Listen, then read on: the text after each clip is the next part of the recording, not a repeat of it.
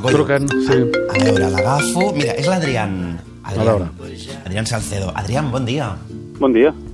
Què tal, com estàs? Molt bé, i tu? Bé, molt bé. Aquí estem amb en Goyo, que estàvem ara parlant de poesia, i jo crec que tu en saps molt de poesia, de joves i tot això. Goyo, l'Adrián Salcedo és un jove que és impulsor de diferents iniciatives vinculades per promoure el que és la poesia en català a les xarxes, no, Adrià? Sí. Doncs, Adrià, per començar, et volíem preguntar, perquè en Goyo ara tenia dubtes. Creus que els joves llegim poesia? Sí, sí que llegim. Llegim molta poesia. Ja sigui una poesia molt menys refinada, que seria la poesia d'Instagram, o ja sigui una poesia com més oficial, que ja estaria als llibres, no? Però sí que els joves compren poesia i llegeixen poesia. Adrià, què tal? Molt bon dia. Hola, bon dia. Escolta, i clar, jo estava pensant també, les cançons es fan majoritàriament en poesia, també, no? A vegades sí i a vegades no. Perquè una cosa que ha provocat l'explosió del rap és confondre aquests dos mons, no? O sigui, que no hi hagi una rima consonant o una rima assonant, no? Sí, però el que ha passat és que, clar, les cançons de rap, normalment les que fan, per exemple, aquests autors ascendents de rap que hi ha ara, que parlen de les seves vides i tal, doncs això, al passar a la poesia, es parla del mateix, no? I llavors tenim com molts autors que potser parlen una mica del mateix i es confonen aquests dos mons, i no acaba de ser clar si és que uns estan fent rap escrit o és que estan fent poesia. M'explico? Sí, exacte. De fet, tots aquests moviments... Clar, el rap sembla que està com molt connectat als joves, que és una cosa com molt underground, però realment tots aquests moviments cada cop són com més populars, no? Sí. I estan a l'abast de tothom. Tu ets impulsor de diferents iniciatives per promoure el que és la poesia en català. Creus que falta poesia en català a les xarxes? A veure, faltar no, perquè se'n fa molta, la veritat és que se'n fa molta, i hi ha autors que estan ben compromesos amb escriure poesia en català. Sí que és cert que després hi ha diverses perspectives, una d'elles seria que per arribar a més gent cal fer-ho en castellà, d'altres també opinarien que per arribar a més gent simplement has de fer un contingut més semblant al que es fa en castellà, però en català. Però en qualsevol cas sí que es fa, i es fa molt a les xarxes, per exemple, a les xarxes se'n fa moltíssima i pots veure córrer molta poesia en català. Després hi ha multitud de premis. O sigui, el món poètic català està molt extès i se'n fa molta de poesia. Està ben present. Que curiós, Adrià, perquè barregem amb la mateixa frase xarxes socials, no?, i poesia. No, de veritat, que semblaria que fos un tema absolutament antagònic, no? Això és controvertit. Clar, ho dic perquè principalment les xarxes socials està ple d'ofendiditos i de haters, no? Clar. Una mica sí. Sí, clar, o sigui, i llavors el que passa és que molta gent aprofita per seguir sent hater i ofendidito, però en format poètic. Doncs ho trobo collonut, perdó, que us ofendi. Per favor, ofendiditos, a partir d'ara feu-ho en format poètic. Forocotxes, escolteu-nos, de veritat, Cunyaus, escolteu-nos, hosti, de veritat, escolteu l'Adrià, perquè són molt pesadets a vegades. Exacte.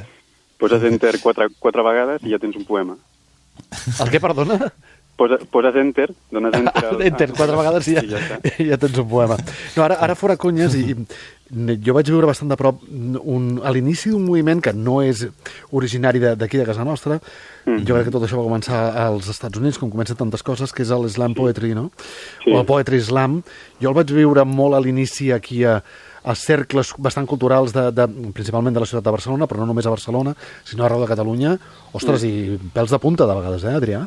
Sí, i jo me'n recordo que fa un temps es va fer molt famós un poema que va esclatar per les xarxes, que era d'aquest compte de YouTube que es deia Baton Poetry, que era un noi que parlava que tenia trastorn obsessiu compulsiu i ho feia molt, molt dramàtic, molt performatiu.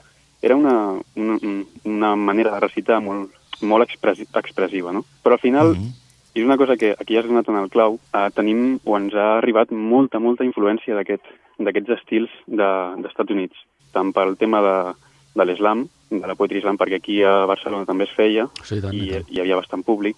És més el contingut. Hem tingut molta influència del contingut americà, i això s'ha transformat en una... no sé com ho diria, però és expressar les nostres experiències tal com venen. Tal com venen i intentar donar-li amb la poesia, amb el to poètic, encara més drama, encara més emoció. Sí. Jo vaig veure i ho vaig veure també com una continuació, com donar-li continuïtat, com les noves generacions que havia de venir després de Patti Smith, no? Sí. I amb un altre concepte musical, però seria continuant amb la part poètica de la Patti Smith. Sí, justament, sí.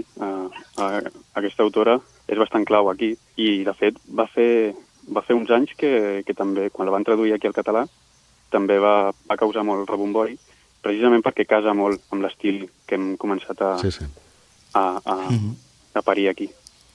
Tu, Adrià, també jugues amb un concepte que, si no m'equivoco, es diu love on o love on, un concepte que llegia l'altre dia que tu recreaves, que era buscar la senzillesa, no?, a través de l'expressió en els mitjans. A veure, continua amb aquesta explicació. Exacte. No, perquè, clar, jo vaig mirar algun dels teus vídeos i veia també que en alguna de les entrevistes explicaves que hi ha com un moviment que ara mateix no me'n recordo com es diu, però però que era com un moviment japonès que traslladàveu en el món de la literatura en els mitjans. Sí, per un costat, aquest es diu Lofi. Lofi, exacte. Lofi. I és un estil de música i, diguéssim, el que expressa és això, és la senzillesa, i casa molt, per exemple, amb el món adolescent, perquè si tu entres a YouTube i poses Lofi, el primer que et sortirà és una acumulació de vídeos amb imatges japoneses i després una música molt suau, i amb notes normalment de to menor. Llavors recrea una mica aquesta sensació que tens quan estàs trist, i són cançons que t'ajuden a estudiar, t'ajuden a no dormir o a passar l'estona. Sí, he impulsat una mica això a Catalunya, bàsicament perquè hi ha molt material, per tornar-lo així, per convertir-lo així en Lofi. Manel, per exemple, fa música que és per adolescents, i, home, per treure-li més partit encara, es pot convertir en Lofi, no? Però això va per un costat i el meu món poètic va per un altre, en realitat. El teu món per quin va? Si haguessis de definir el teu món poètic, ara que en parlaves.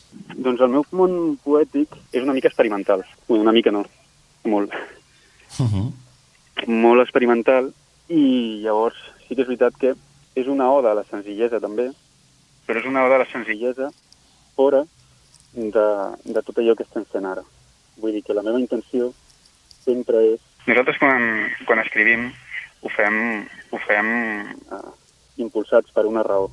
I és aquesta raó, o aquestes raons que té tothom, cadascú té la seva, les que en certa manera em molesten, i el que m'impulsa a mi a fer aquesta poesia és destruir totes aquestes raons. M'explico? Sí.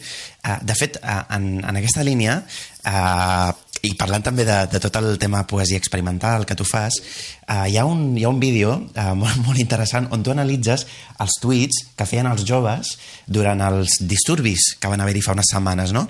I tu analitzaves, per exemple, i explicant com els joves a les xarxes socials, amb tots els seus missatges, cada cop són més simbòlics, però que el simbolisme era buit.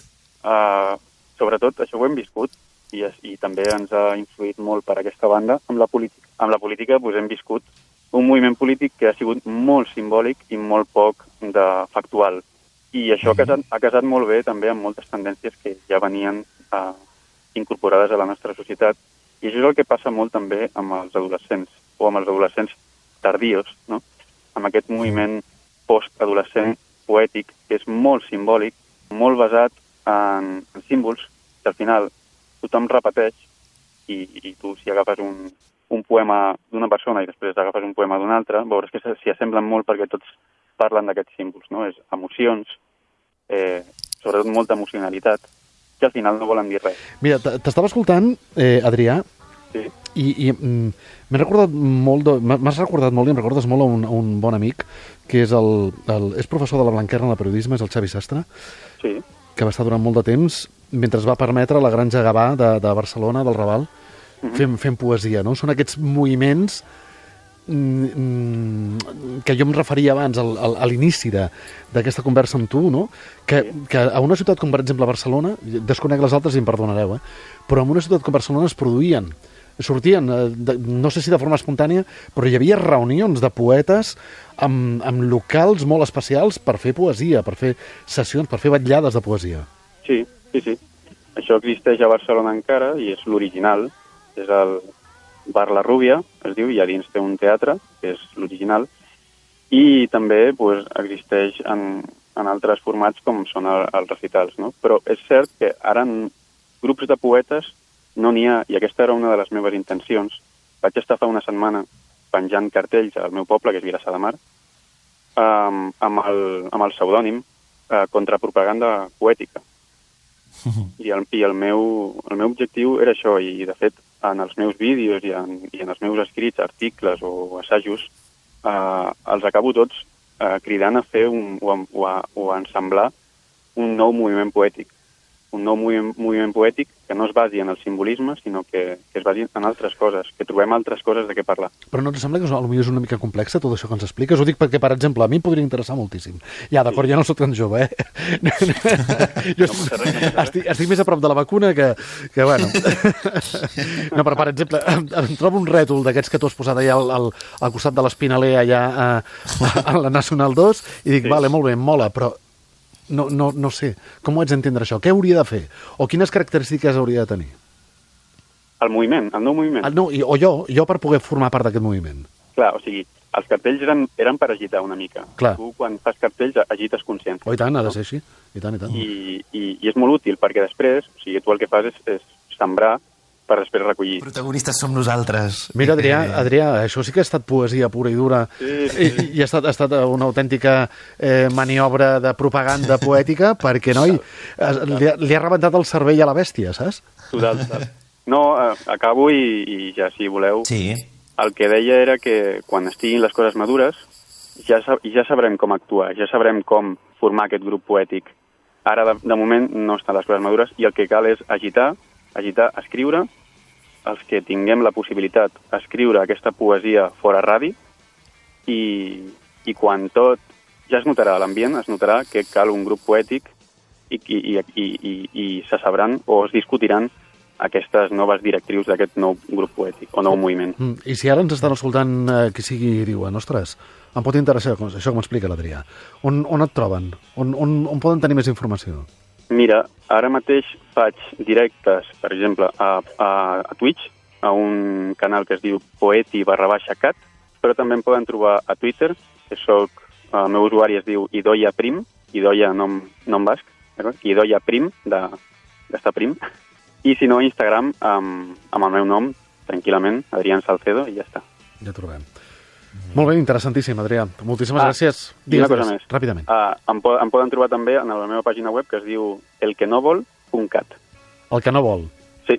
El que no vol, Molt bé. Perfecte, Adrià. Escolta, encantats, de veritat. Igualment. Moltes gràcies per l'oportunitat.